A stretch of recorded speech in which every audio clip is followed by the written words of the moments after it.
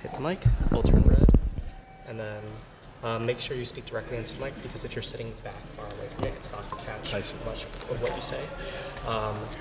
And people who are watching online are just going to have a harder time hearing you. But once you're done speaking, just...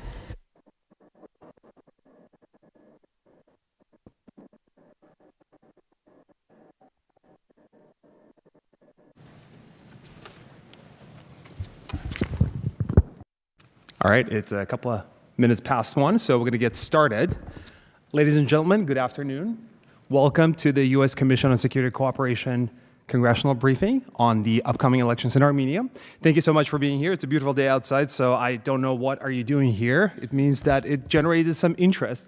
When I woke up this morning, I was 100% sure that we would be the biggest source of Armenia election-related news in the city today, but we were slightly upstage. President Trump stole our thunder and endorsed Prime Minister Pashinyan in this upcoming election. So obviously that's going to be a point of conversation in today's briefing. But I know that these things are mostly go unsaid, but I think it's important to say it.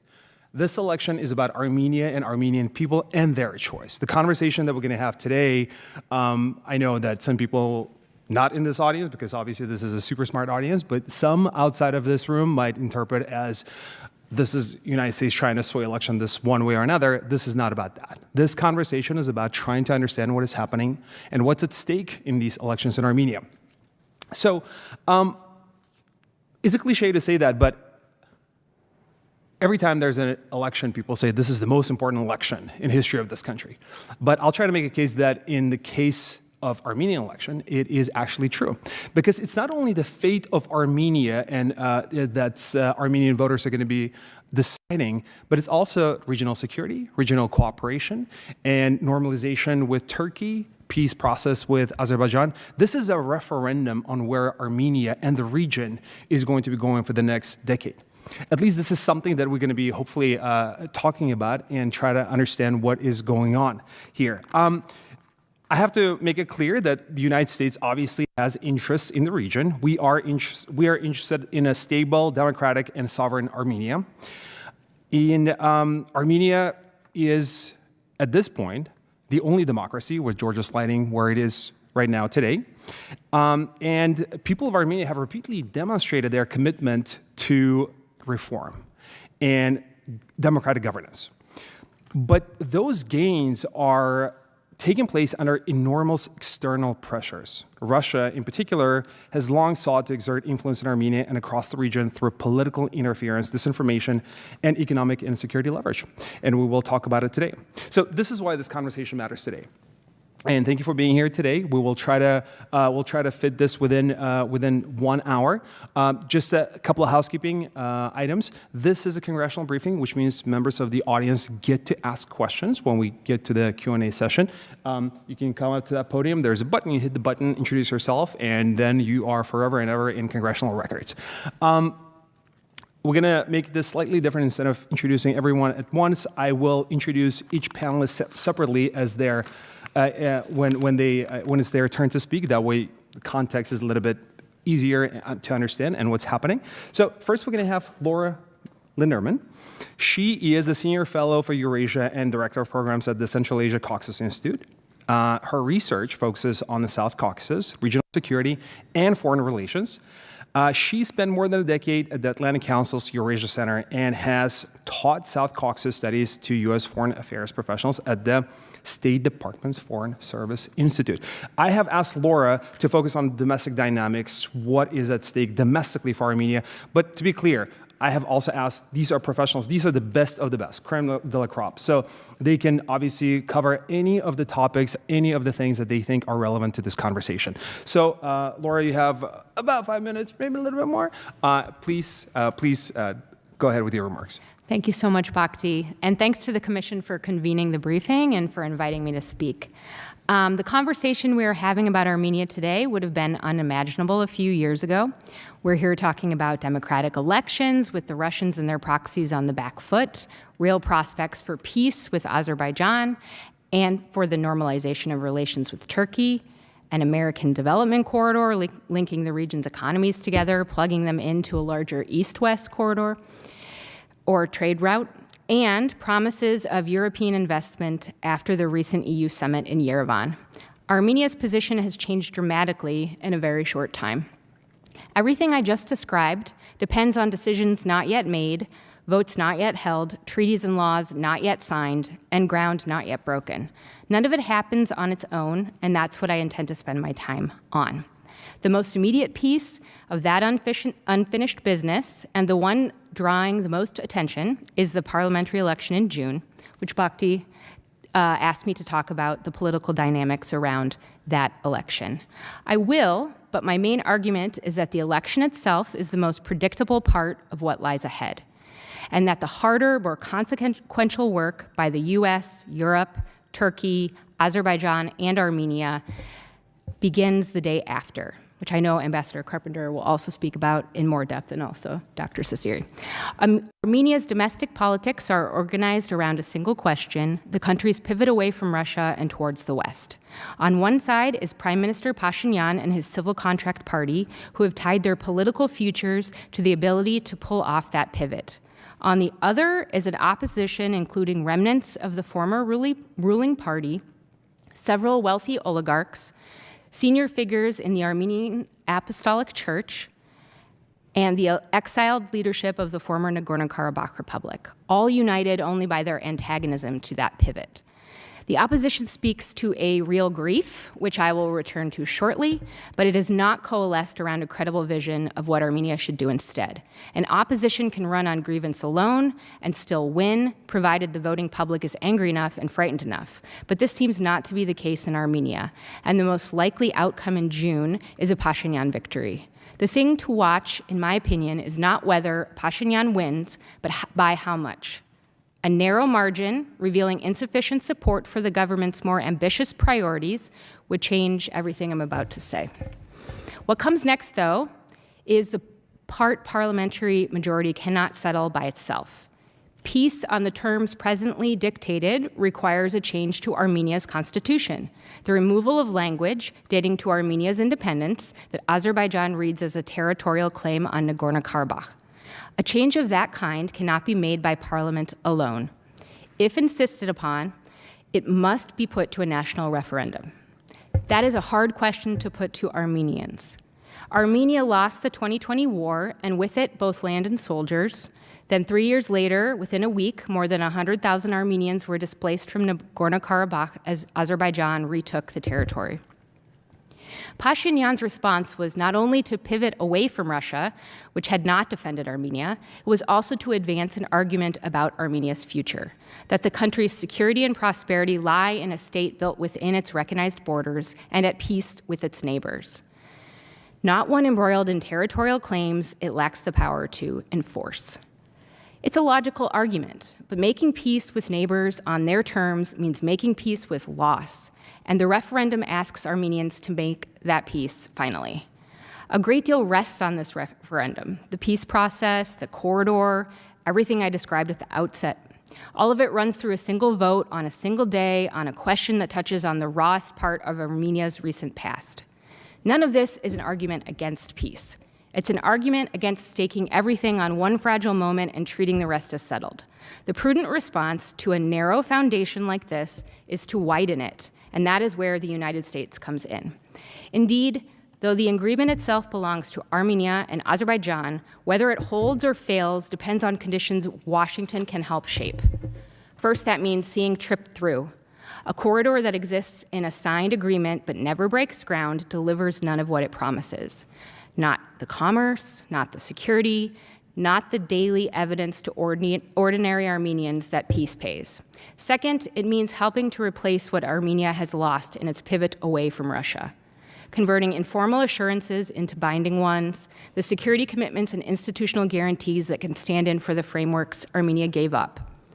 Armenians are being asked to trade tangible, if imperfect, protections for the promise of better relationships. The more that promise is backed by something firm, the easier the vote becomes. Most importantly, it means letting the benefits of peace arrive before the hardest vote, not just after. The clearest place to start is the closed border between Turkey and Armenia. Opening that border ahead of the referendum and independent of its outcome would give Armenians something concrete, a visible, early return on peace before they are asked to take the hardest vote. American encouragement matters here.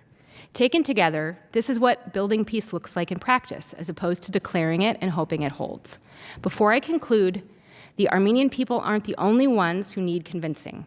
For this to work, Azerbaijanis, Turks, Europeans, and Americans all need to buy in.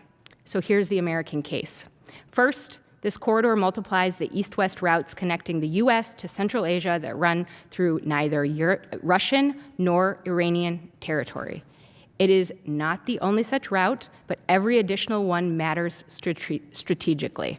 It expands American access, political and commercial, and reduces the leverage Russia and Iran hold over how an entire region trades. Second, this is a high leverage opportunity with a short window. The window is open now, in part because Iran is weakened and Russia is distracted. The cost of staying engaged is low, and the cost of letting the moment pass is not. And third, the largest reason, and the one I want to end on, a peace built in this region without Moscow at the table erodes something Russia has long counted on, the assumption that the South Caucasus cannot be ordered except through Russia. A region that can settle its own affairs is a region less available for others to dominate, and that is an American interest in its own right, and it is worth patience and sustained attention to secure. Thank you. Thank you so much, Laura. Sorry, I can't say. I think I can hear myself. Also, by the way, this is what you get when you work at the commission. You get tiny water. Everybody gets big water. So just be. I'm just joking. It's a great place to work. 5 out of 5.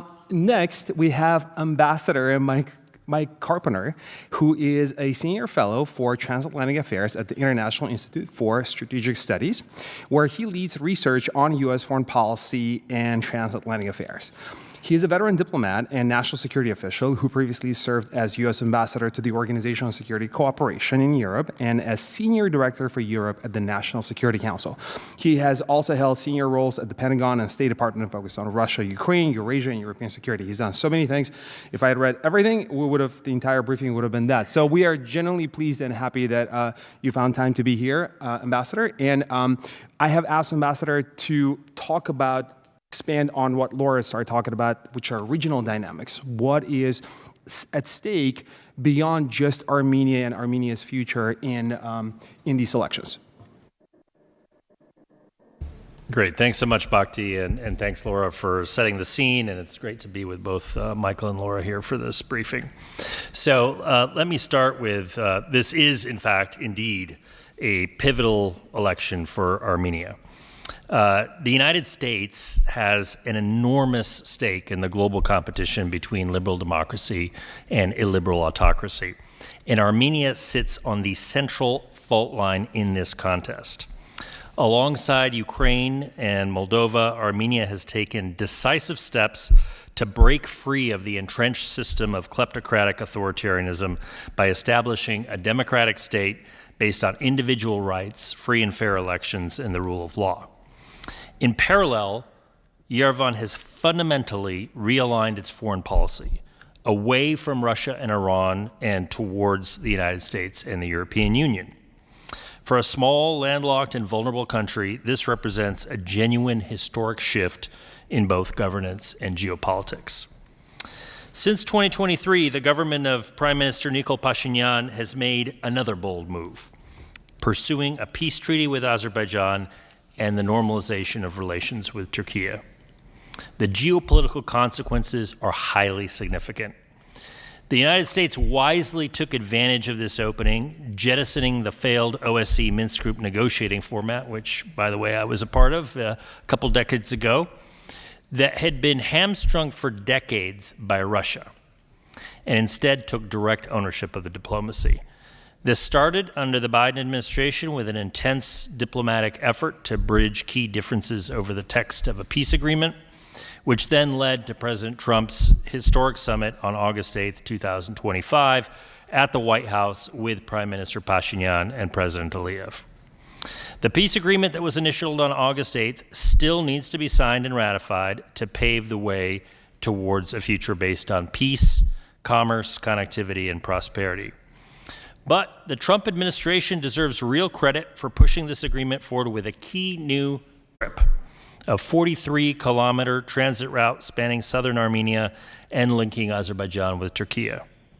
TRIP envisions rail, road, fiber optic, natural gas, and electricity infrastructure, making it a key node in the middle corner connecting Europe and Central Asia. Operating under a 99-year U.S. development mandate, the project positions the United States as a key strategic player in the region. The potential returns, are enormous. Central Asian energy and critical raw materials flowing westward to European markets, and digital infrastructure positioning the South Caucasus as a hub for global AI expansion. The announcement that NVIDIA chips will form the backbone of a $500 million data center in Armenia is a telling indicator of commercial stakeholders' confidence in this vision. With all this happening, Russia, South Caucasus, but the Kremlin hasn't given up. Weakened and overextended in Ukraine, Moscow has turned to political warfare in Armenia to recover its lost leverage. The June 7th election is therefore an important test of Armenia's democratic resilience. It is also a referendum on the country's Western alignment. The primary challengers to Pashinyan's leadership are three pro-Russian politicians. Samuel Karapetyan is a Russian-Armenian oligarch who has been accused of plotting a coup and is currently under house arrest. Gajik Tsarukian, another wealthy oligarch, accuses the government of trying to stoke war with Russia, echoing the Georgian Dream Party's false claim against the United States in Armenia's northern neighbor. Finally, former President Robert Kocharyan, who has long been aligned with Putin, remains deeply unpopular after a decade of autocratic rule. All three oppose the peace process and Armenia's turn towards the West. They invoke Nagorno-Karabakh as their rallying cry, but failed to note that it was Armenia's previous leadership that hollowed out its armed forces, while it was Russia's peacekeepers who stood idly by as the Armenian population was forcibly displaced in 2023. A pro-Russian electoral victory could derail the fragile peace process. Moscow and Tehran retain meaningful points of leverage. The Kremlin-owned company Russian Railways holds the concession for Armenia's national rail network, and Russia maintains a military base in the city of Gyumri. Iran, given its proximity to the TRIP quarter, could use proxy actors to try to obstruct the project in the future. These challenges will have to be dealt with skillfully, and Armenia will likely need to continue balancing these regional powers for the time being, given the enormous power they wield. The focus right now should be on blunting Russia's coordinated influence campaign, using dark money, information operations, and various proxies to try to pull Armenia back, on Russia's part, to try to pull Armenia back into the Kremlin's orbit. The United States must remain resolute and support its Armenian partners against this campaign of subterfuge. It must also use its strategic partnership with Armenia to strengthen bilateral economic and energy ties as a means of counterbalancing the economic pressures that Armenia is facing from its neighbors, particularly Russia. Thank you. I'll end with that and look forward to questions. Thank you so much, Ambassador. And now you see why I begged these three witnesses to be here, because this is a perfect flow and a perfect segue into what I have asked Dr. Michael Cecere, who is a defense security policy researcher at RAND, to talk about. But before joining RAND, he worked at the geoeconomics analyst for defense at Bloomberg Economics, and he also served as senior policy advisor at this very commission. He also was a senior level analyst at the Congressional Research Service and a policy advisor for the U.S. Department of Defense. He's worked and been affiliated with the Middle East Institute, New America, the Foreign Policy Research Institute, and he also has taught at Georgetown University. So some of you actually might have taken some of his classes. So I have asked Dr. Cecere to talk about Russia's influence, or what Russia might be up to in these elections. And I think over the last couple of weeks, we've seen the intensifying effort by Russia to sway this election. So, Dr. Sear, please. Good afternoon. Thank you, Bhakti, to you and the honorable members of the Commission. It's always an honor and a pleasure to participate in and contribute to bipartisan, bicameral congressional efforts to uphold the Helsinki Principles and secure long-term U.S. national security and foreign policy interests. Today's discussion about Armenia in the context of the upcoming June elections is both timely and, I would say, a matter of strategic importance. Timely not only because of the looming elections, but because the United States across two administrations has articulated clearly that this is a country and a region that matters. Earlier this week, Secretary of State Marco Rubio visited Yerevan, where he signed a strategic partnership charter and memorandum of understanding on critical minerals with his Armenian counterparts, and finalized a framework for the Trump Route on International Peace and Prosperity, or TRIP. His visit is the latest in an unbroken, steady procession of very senior U.S. government leadership to meet and work closely with the Armenian government in recent years, including a visit by Vice President J.D. Vance a few months ago, among many others. The timeliness of this briefing also describes the strategic value proposition that this rapidly expanding partnership with the Republic of Armenia represents. This administration understands, like the one before it, that a stable, secure, and democratic Armenia is in the U.S. national security interest. Why, some have asked, does a small, landlocked, and strategically vulnerable country in the South Caucasus occupy such a senior position in U.S. foreign policy thinking? The answer to that question brings us to the topic I've been asked to discuss today. Why do our adversaries in the region, one can ask, particularly Russia, seem to care so much about Armenia? A common response to that question is geography, which is certainly part of the story, but more an enabling factor than an explanation. Rather, many of the same attributes that expose Armenia to regional vulnerability are also its chief geopolitical asset and make it a valuable partner to the United States and Europe, or a prized possession for Moscow. Like the other countries of the South Caucasus, Armenia sits at an interstitial zone where regions, continents, empires, and cultures meet and intermix. For Armenia, this has resulted in a history that has been regularly marked by violence and catastrophe, culminating but hardly terminating in the Armenian genocide in the early 20th century. Armenian strategic culture has, understandably, formed in the long shadow of these events and the perceived proposition that their ancient civilization can be wiped out at any time. However, Armenians over the millennia have also variously embraced their polygeographic position and identity. Armenia and Armenians have played major roles in the shaping of the history and fortunes of many of its neighbors. This was and is true throughout Europe and Iran and throughout the Middle East, and even in the Ottoman Empire. Similarly, in Soviet and Tsarist Russia, Armenians occupied senior levels in government and the military, and Armenia itself was regarded as a geographic and cultural beachhead to the Levant, Middle East, and Eastern Mediterranean. Today, the Russian Federation regards Armenia within this strategic tradition, alongside its long-standing assertion of imperial predominance to the South Caucasus. For the Kremlin, Armenia is both a bulwark and an underbelly in its efforts to shape and control the destiny of the Eurasian landmass. In that sense, the very characteristics that make Armenia a target as a crossroads state in between competing civilizations are regarded as intolerable outside of Russia's own hands. Armenia's value is also, not coincidentally, what this and the previous U.S. administrations have recognized clearly as force multipliers for U.S. strategy across regions and geographies. In particular, Armenia is, by some estimations, the missing piece in a series of interconnectors known collectively as the Middle Corridor that provide an alternative overland route between the Indo-Pacific and Europe that neither relies on Russia nor is fraught by international seaborne shipping routes. TRIP, in this architecture, facilitates a key route through Armenia that connects the Azerbaijani mainland to its exclave of Nakhchivan. Presumably, traffic from that interconnection alone will help make the broader trade route both more efficient and viable.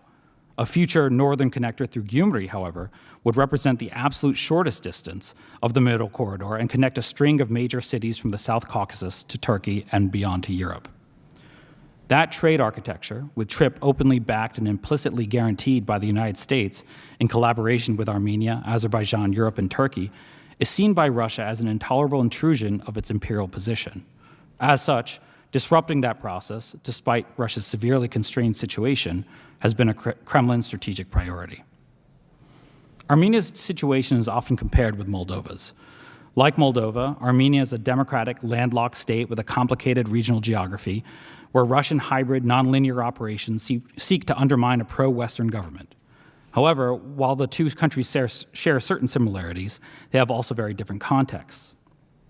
Last summer, I was privileged to testify in a joint Congressional Helsinki Commission hearing where I spoke about Moldova. There, many of the structural factors, economic connectivity, neighborhood trends, and regional affinities quite favor long-term European integration. However, in the shorter term at least, the socio-political terrain has been a mitigating factor. Russia-oriented political parties are better established in Moldova, and they have strong political organizations with complex financial mechanisms that are instrumentalized in Russian influence operations. By contrast, the environment is somewhat inverted in Armenia. In Armenia, Russia has significant institutional and structural advantages. Armenia is a chartered member of a variety of Russia-led regional political and economic organizations. Although Armenia suspended its participation in the Collective Security Treaty Organization and has begun dismantling Russian border forces within the country, Russia maintains a residual border force and military garrison in Gyumri, near the Turkish border. More consequentially, Armenia is part of the Russia-led Eurasian Economic Union, which enables frictionless trade and capital flows through that economic space. As a consequence, Armenia is broadly dependent on the Russian economy, both directly and indirectly, and has limited mechanisms to monitor or control Russian and Russia-aligned gray and black financial flows into the country. By contrast, the socio-political terrain in Armenia has been, if anything, increasingly unfavorable to Russia since the 2020 war and the widespread perception that Moscow abandoned Armenia and even abetted Armenia's rivals in important respects. While a baseline of popular sentiment exists that recognizes the outsized role that Russia plays in Armenia, it is contextualized by the fact that Russia had, before 2020, been regarded as the indispensable alliance and a near consensus issue in Armenian society and politics. That turnaround from indispensable to, according to IRI Commission polls released earlier this month, Armenia's third biggest threat after historical enemies Azerbaijan and Turkey, is a major reconfiguration of Armenian politics. Russia has sought to transmute its structural advantages into socio-political ones by enabling and supporting Russia-aligned opposition parties, while also reportedly exercising its considerable influence over the Armenian Apostolic Church. While the church is itself fragmented internally, and some see the Armenian government's rivalry with the Catholicos as being a kind of entrapment by Russian narratives, it certainly serves as a vector for key Russian informational operations. Strong Armenia, a political movement founded by Russian-Armenian oligarch Samvel Karapetyan, is one of the clearest manifestations of such efforts. Civil society watchdogs in Armenia frequently note the danger posed by Karapetyan's movement to use his considerable and unfettered resources to mobilize apathetic and pro-Russia voters at home, or financially enable Russia's considerable Armenian diaspora to travel to Armenia to vote in the upcoming elections. Similarly, former President Robert Kocharyan, who is widely seen as a pro-Russia figure and represents the pre-revolutionary status quo ante of total Armenian integration in the Russian security architecture, also trades heavily in Russia-aligned rhetoric. Gagik Tsukaryan, an Armenian industrialist whose political party has a standing agreement with Putin's ruling United Russia party, should also be regarded in this context. But perhaps more than any party or individual, Russia's strengths in Armenia relate to two key rhetorical anchors. First, the implication that Russia, and only Russia, can ensure and guarantee Armenian civilizational continuity in the face of Turkish and Azerbaijani ascendancy in the region.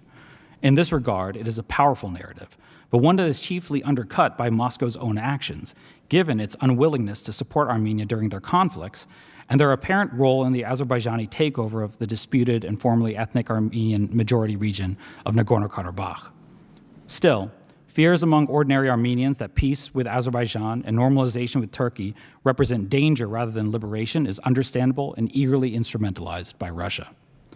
Secondly, and related to the first, is the notion that Russia is itself historically irrepressible, that Russia, by dint of geography and a large economy and military capacity, will eventually succeed.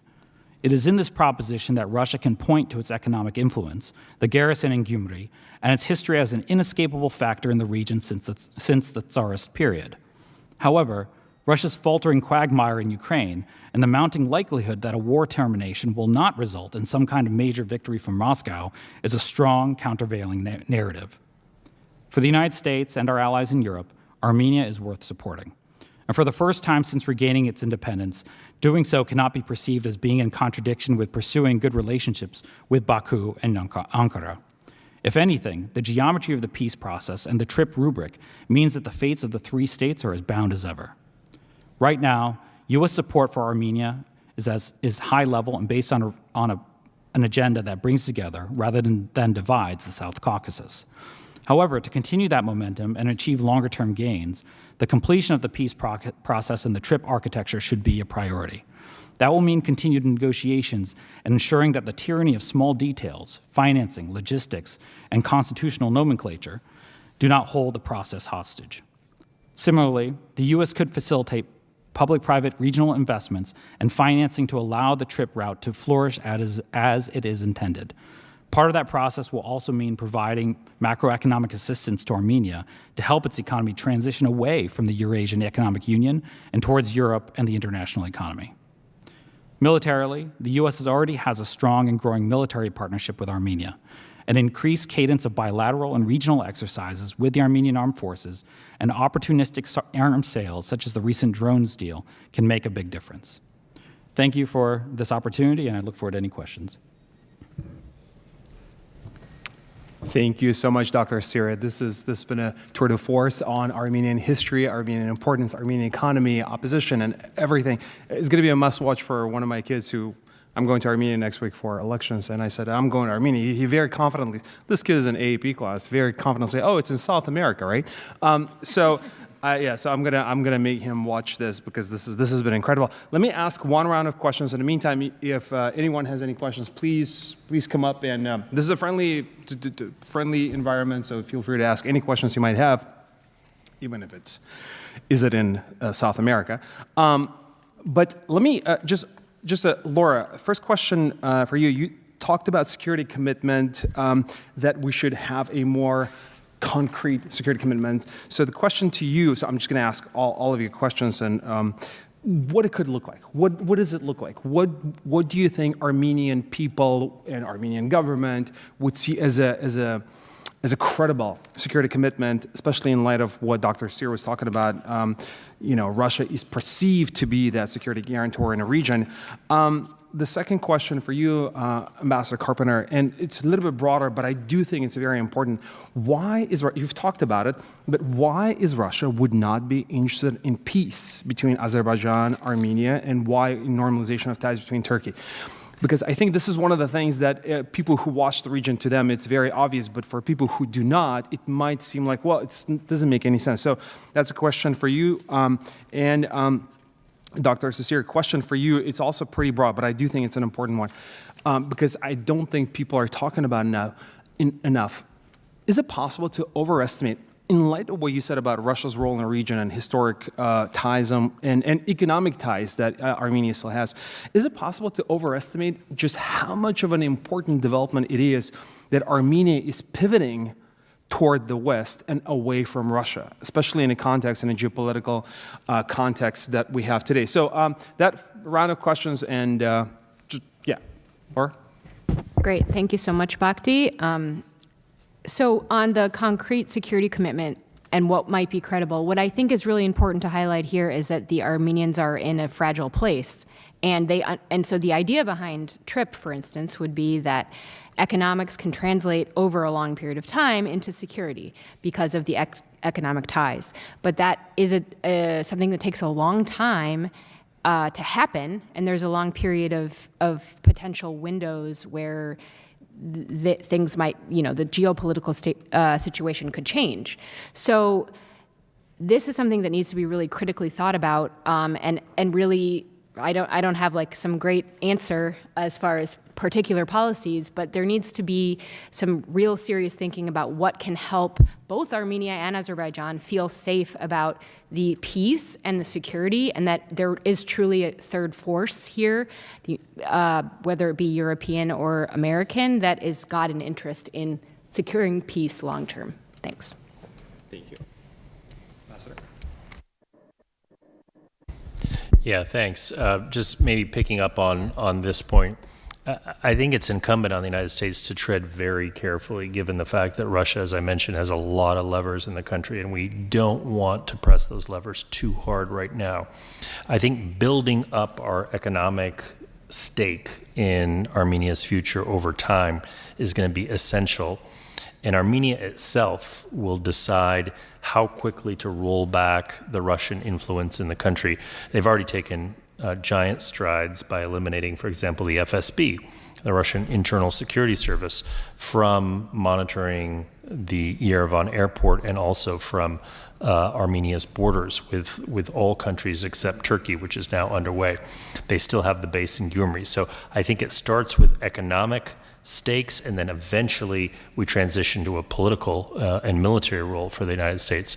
When I was at the Pentagon as DASD, Deputy Assistant Secretary of Defense for the region, and I traveled to Armenia, it was amazing to see just how integrated the Russians were into everything that the Armenian military did. So we have to proceed very cautiously here. We don't want to trip some sort of mechanism that will later come back to bite us.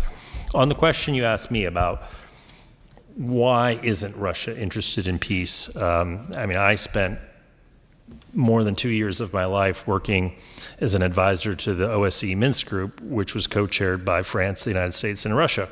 And it was cited often by folks as a place where the United States and Russia actually cooperated very well. Well, we did on the surface. The diplomats who formed the Minsk Group were amiable people, and we were able to communicate well, and we had an agenda that was more or less coordinated. But behind the scenes, the Russians were never really interested in a resolution of the problem. And the question is why? First of all, because they used it as a problem to control both Armenia and Azerbaijan. The Russians sold weapons to both countries, and they made themselves the indispensable actor for both sides. They knew that as soon as the Nagorno-Karabakh issue is solved, in quotes, that Azerbaijan will no longer see Russia as a key actor on which it depends, geopolitically or diplomatically. Armenia, a little bit less so because of the Russian military presence in the country. But again, as a CSTO ally, Russia knew that the conflict, the technical, formal continuation of a state of war between Armenia and Azerbaijan would allow it essentially to control the political levers in Yerevan, which it did all the way up until the Velvet Revolution of 2018. And then lastly, from a sort of a geostrategic perspective, for Russia, it was essential to control sort of a north-south corridor stretching from, they dreamed of establishing a railroad from Russia through the Russian-occupied Georgian region of Abkhazia, through western Georgia, into Armenia, and then accessing Iran, which was, in the Middle East, Russia's biggest strategic ally in the region. That was always a Russian dream. They were never able to realize it. But the U.S. and our European friends had a competing geostrategic vision, which was east-west. We wanted to build the middle corridor. We wanted to connect Central Asia and points further to the east and South Asia and East Asia with markets in Turkey and Europe. And now, I mean, we didn't think of this so much a couple decades ago, but now, especially with critical raw materials and rare earths, this east-west corridor becomes even more important. So for all those reasons, Russia essentially opposed us over the years, but they did it quietly and they did it sub rosa using proxies and other tools. Now it's a little bit more out in the open.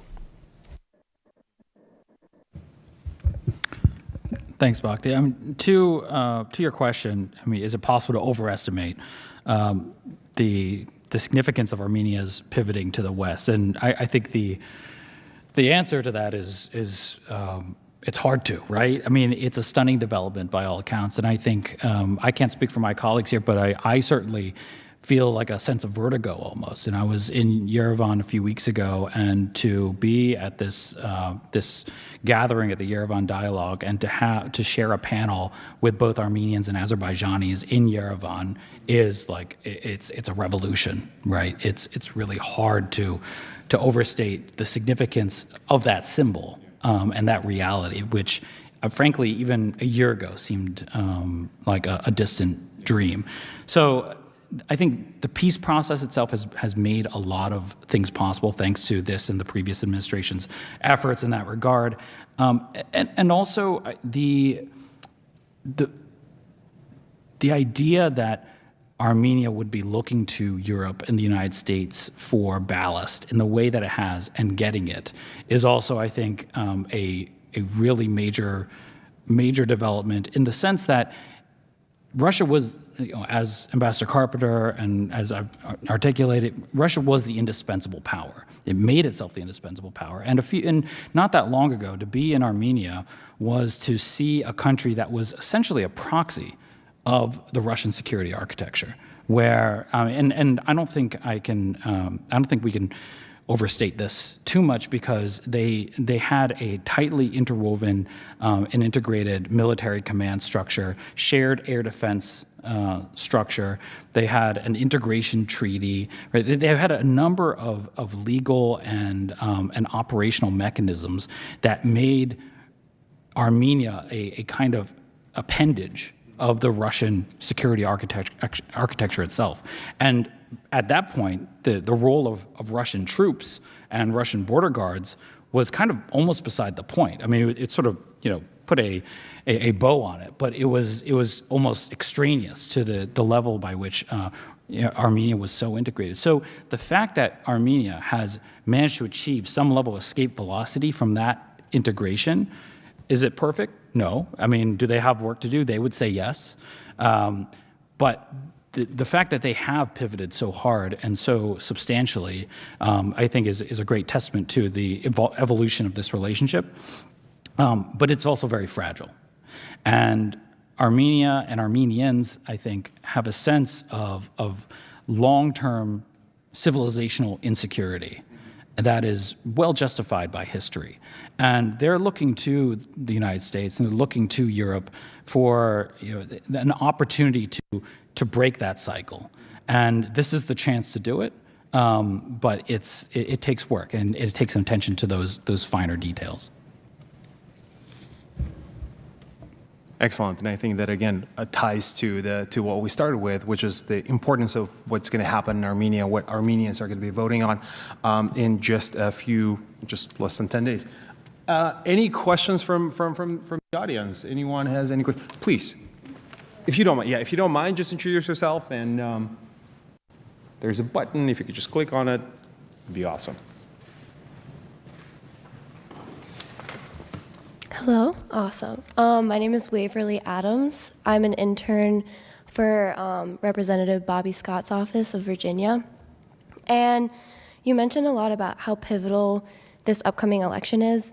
So I was just a little bit curious, given that the U.S. is currently maintaining its posture on Venezuela and Iran, and there's currently a lot of escalation in Cuba. I was just wondering how realistic, meaningful U.S. engagement is in Armenia, and especially like how much bandwidth the U.S. has in regards to their foreign affairs, and especially when political attention is finite. I'm just wondering where you see like the U.S. playing a part in Armenia's politics. Excellent, thank you. Who would like to take the question? And yeah, please, Ambassador. I think it's a great question, but I think you have to disaggregate the types of power that the United States projects. So the operation in Venezuela or the current war in Iran are occupying U.S. military power. We'll have to see how events in Cuba transpire, but it could be a combination of military power, it could be political, it could be economic coercion. We'll have to see. But with Armenia right now, we're not looking to project military power. The key for the United States is to show that we have a stake and that we're able to raise the funds for this TRIP project that everybody here on stage has been talking about, because this is sort of the central linchpin into making good on the peace treaty between Armenia and Azerbaijan, which in turn then unlocks the normalization of relations between Armenia and Turkey. So if we want to change fundamentally the geostrategy, the geopolitics of the region, we have to start with the details, and we have to get this corridor right, because without the corridor, none of the rest of it falls into place.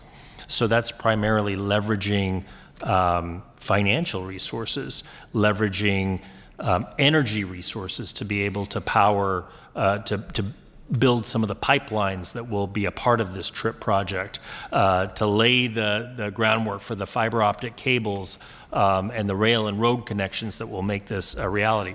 So that's where the U.S., the Development Finance Corporation, is sort of one of the key leading players that we need to bring to bear. Export-Import Bank, all these sorts of tools that we have under our belt, but that are very different from the tools that we're using currently either in Venezuela, in Iran, or potentially down the road in Cuba. Thank you. And I'll just briefly say that U.S. engagement in Armenia has, I think, on two levels been seen as being quite substantive. One is, we see this kind of procession of very high-level officials to Armenia over two administrations, which is, I think, very meaningful and sends a very powerful signal. It doesn't, in itself, mean that all the I's are being dotted and T's are being crossed, but just kind of the logistics train and the gravity of a very senior official, as I'm sure Ambassador Carpenter can attest to, going to a place, it sort of obligates an entire machinery of the U.S. governmental apparatus. So all these things kind of whir into motion. And in that regard, I've been able to talk to Armenian and Azerbaijani officials, and they've been quite pleased, not just with the political engagement, but with the substantive working level engagement. So there is this sense that there are champions in the executive branch throughout the interagency who and in Congress as well, who want this to happen, who are working to make this happen, and are actually engaged. So I'm quite hopeful on that level. The question is there enough urgency, and is there and how long is that window going to stay open? thank you. Anyone else? Any other questions? Please. Yeah, please, if you don't mind.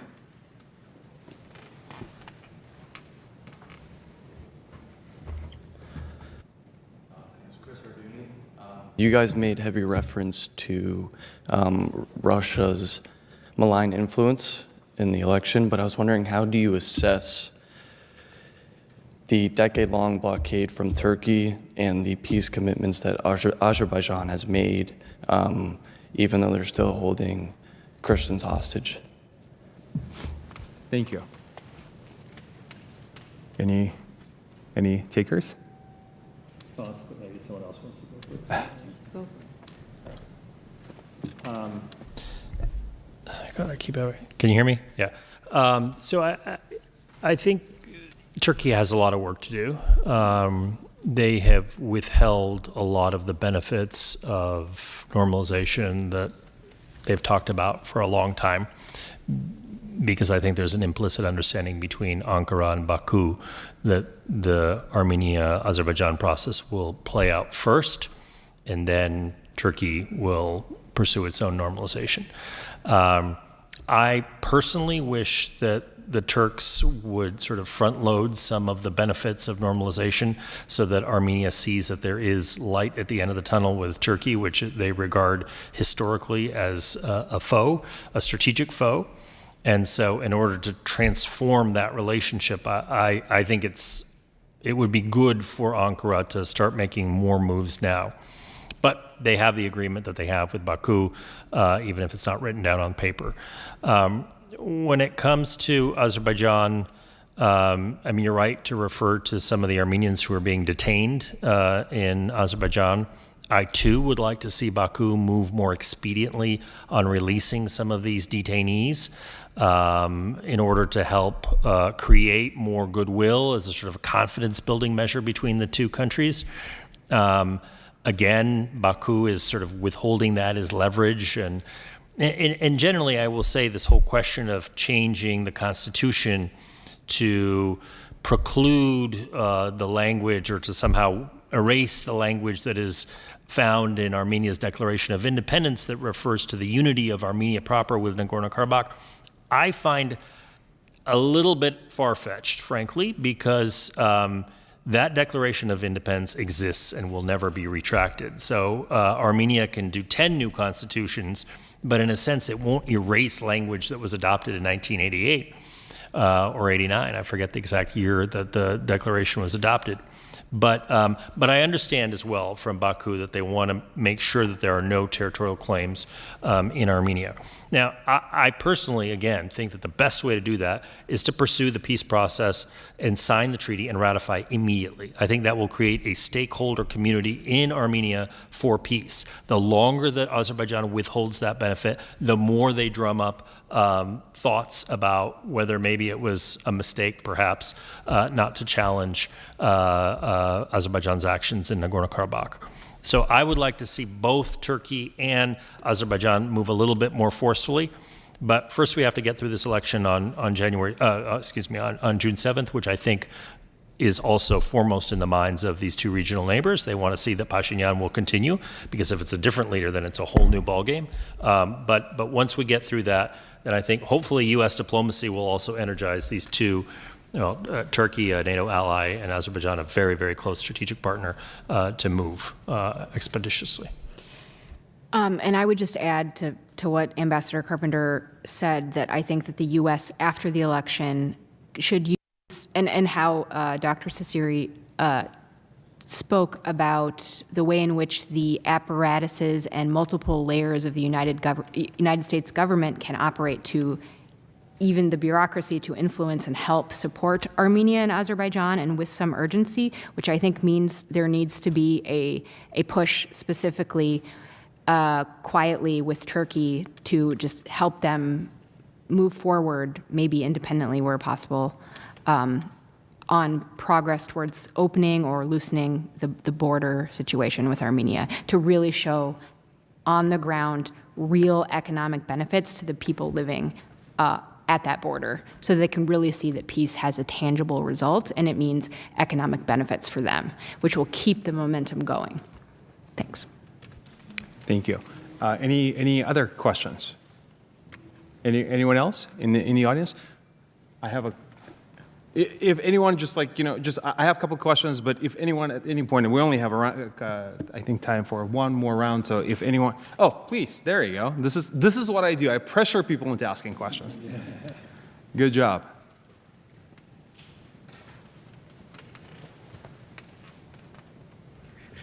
Hi. Office. So we've seen the extent that Russia is willing to go when their sphere of influence over regions shrinks.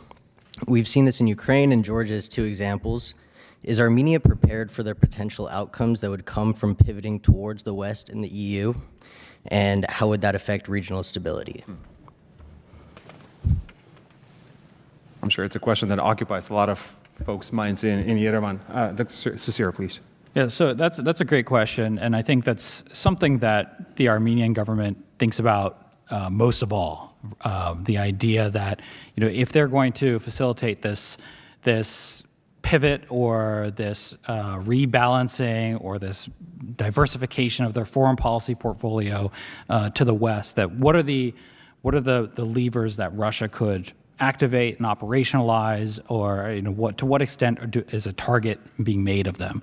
And this is something they're thinking about quite a lot, and to the extent that the United States is engaged with Armenian partners, that conversation comes up a lot.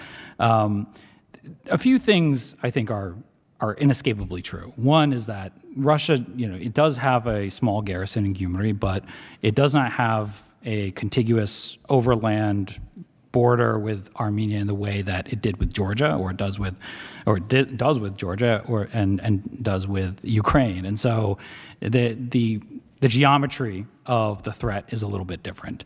The other thing is that Russia, I think quite clearly, is well occupied in Ukraine, and to an extent that I think we're at a point where I think we can somewhat confidently say that Ukraine is in a stronger military position there than it has been since perhaps the end of 2022.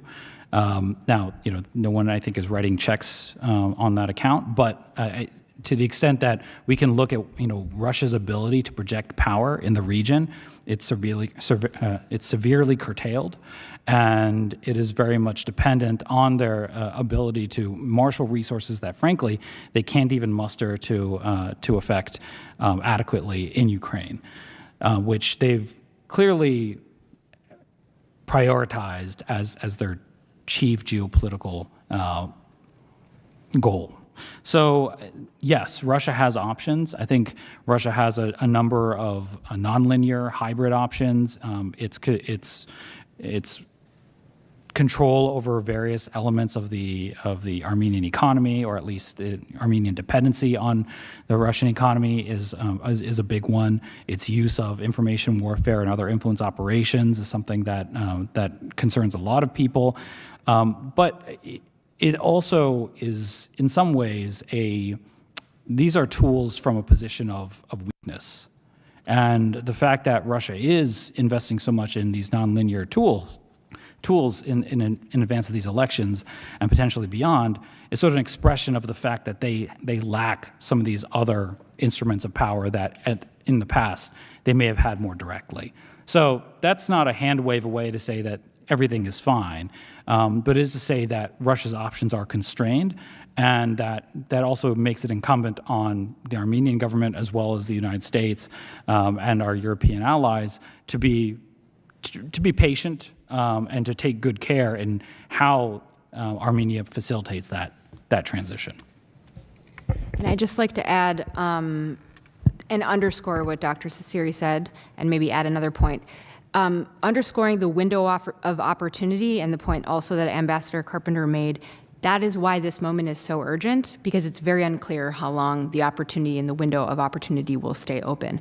And on the point about Russia, I think the thing that if you look historically, and when you think about Russia, and I agree with the point that it's operating from a position of strategic weakness, but like a cornered or trapped animal, sometimes that is also the moment that it lashes out quite strongly. And that is really what we need to pay attention to as well, and not take for granted that Russia is distracted, and this is the moment to act. Any other questions? If no questions, may I indulge in just one super quick, it could be yes or no. I'm not going to be upset if you just say, no, this is absolutely wrong, and just don't talk anymore. But very quickly, and this is probably getting the most controversial round too. Laura, just because you've followed Georgia so closely, you worked in the South Caucasus, what is the, and this is again, it's up to Armenians to decide who they vote for. What is the danger of oligarchs coming to power in countries like Georgia, Armenia, where it's a relatively smaller economy, smaller populations, where $1 billion goes a long, long, long way, and what it could mean for Armenia's democratic future or economic status. And then the second question, just again quickly, just to pivot off the gentleman's question, Ambassador, do you think, it's a broad question, do you think the Armenia-Azerbaijan war, is it a religious war? Is it a war that is defined primarily by religious beliefs? And what's the driving force behind this conflict that's been ongoing for quite a few decades? Dr. Siri, last question for you, probably one of the more controversial ones again. What is the disconnect between Armenian diaspora in the United States and Armenians and interests of Armenians in Armenia? So you can answer that question, is there a disconnect? Let me put it that way. You can say, no, there is no disconnect. Everybody's on the same page. But I would probably think that that's probably not necessarily the case. I would appreciate kind of, again, feel free to just yes or no this, but any expansion, majorly appreciated. Laura, you want to? Thank you, Bhakti. I feel like I got off easy, so I appreciate that. There you go. Okay. All right. I would say that the risk of oligarchs or concentrated economic wealth in small amounts of individuals remains a major problem for the South Caucasus, but also for many places in the world. Mm-hmm. And something to pay attention to and figure out ways in which that, as it relates to governmental systems, can be protected against, and what are the guardrails we could use to help that not be an outcome across the world. Thank you. So on the nature of the war, I mean, this was a classic ethnic conflict like what we saw in the Balkans. Now, there was a difference of religion between the two sides, so that was an overlay onto this ethnic conflict. And I think the important point to make is that prior to the late 1980s, especially in Nagorno-Karabakh, you had Armenians and Azeris living side by side. And they would go to each other's houses for barbecues, and they had a very codependent sort of existence in that one region. And there were also a number of Azeris who lived in Yerevan, and there were Armenians who lived in Sumgait and other parts of Azerbaijan, but peacefully. So much like the Balkans, when political entrepreneurs started to pursue some of these ethnic grievances that they started to foist upon the population, that's when the conflict started to become real. In a sense, the challenge right now is that you don't have Armenians or Azeris who are really old enough to remember that period where they lived together and where their lives were sort of intertwined. They've been growing up over the last generation or two in a system where it's all just been hatred spewed from each side at the other. Hopefully we're going to round that corner now, but it's going to take a lot of work. Thank you, Bhakti, for that question.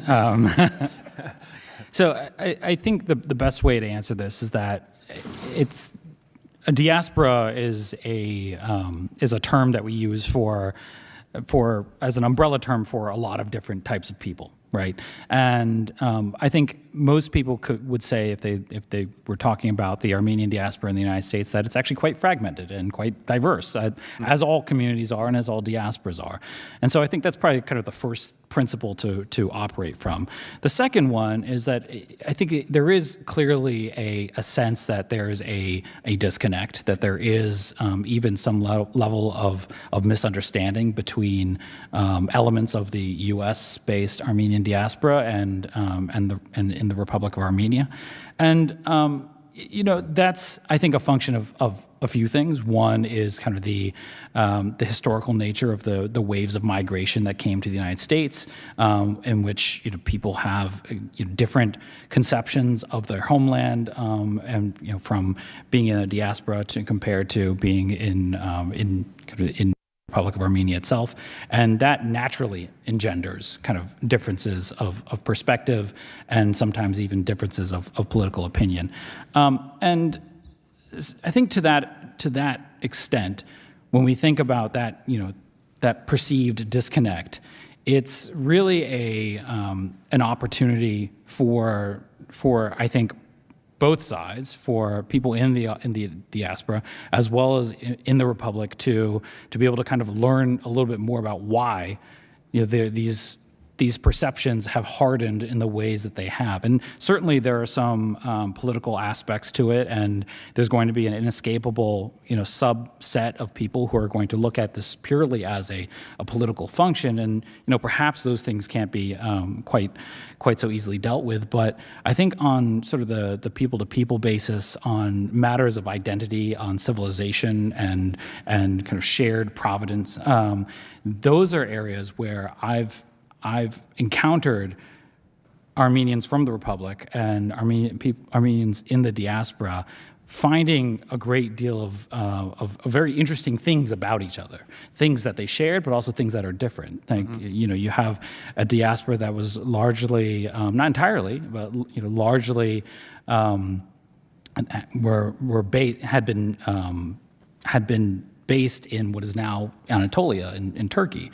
And so their traditions, their foodways, their cultural celebrations, even their linguistic differences, were quite distinct from that of Eastern Armenia. And so, that process of discovery has actually been something that I would say, at least in some of the places that I've seen, have been an area of great connection between the diaspora and the Republic. And I think once a peace treaty is signed, it allows the Republic to achieve a kind of normalization of self. And not to get too metaphysical here, but the idea that Armenia can act more like a regular country and not like a garrison state.